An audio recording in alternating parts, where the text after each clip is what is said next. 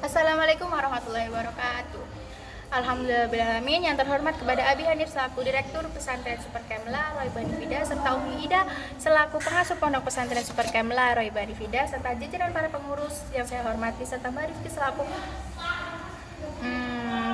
Menteri Peta Imajinasi, serta teman-teman yang saya sayangi dan tak lupa keluarga di rumah. Semoga sehat selalu, doa yang terbaik untuk mereka.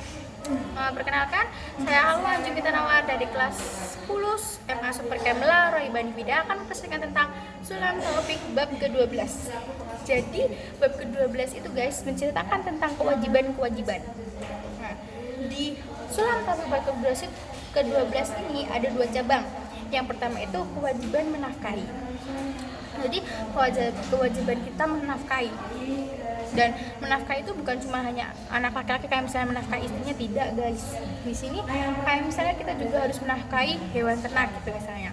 Jadi di kewajiban menafkahi yang pertama itu adalah kewajiban menafkahi leluhur.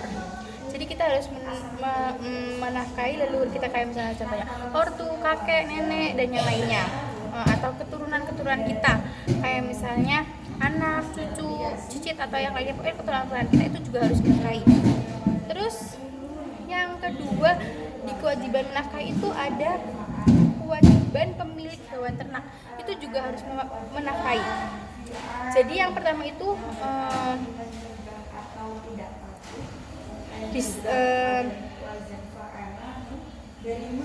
kewajiban, maksudnya itu kewajiban seorang istri kepada suami.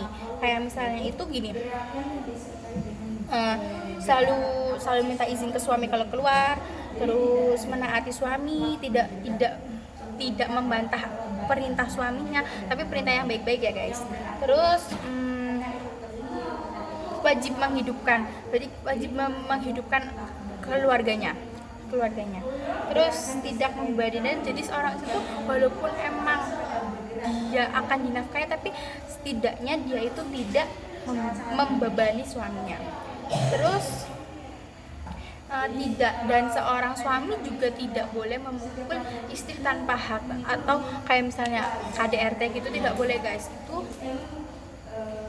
bukan kewajiban seorang suami. Oke.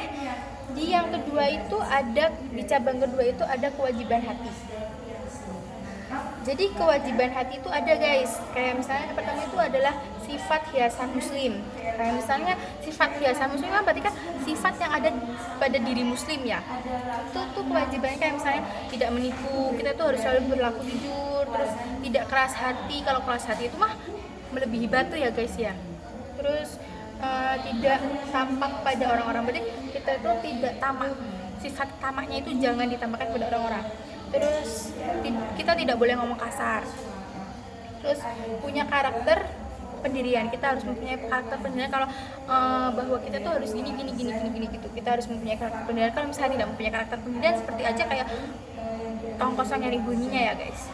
Terus perkara atau wajib dalam kewajiban hati itu adalah percaya masalah rezeki, bahwa setiap orang itu akan diberi rezeki oleh Allah.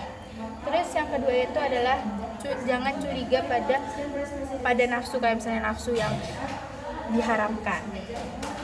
Terus selalu menyerahkan diri kepada Allah, bertawakal, seperti itu guys. Terus kita harus membenci setan, kayak misalnya hawa-hawa nafsu yang sangat biasanya membuat kita berbuat dosa ya guys. Terus selalu mencintai Allah dan Al-Quran, jadi selalu terus membaca Al-Quran, menghafalkan Al-Quran, dan dekat terus pada Allah. Oke, sekian presentasi dari saya. Mohon maaf apabila ada kesalahan.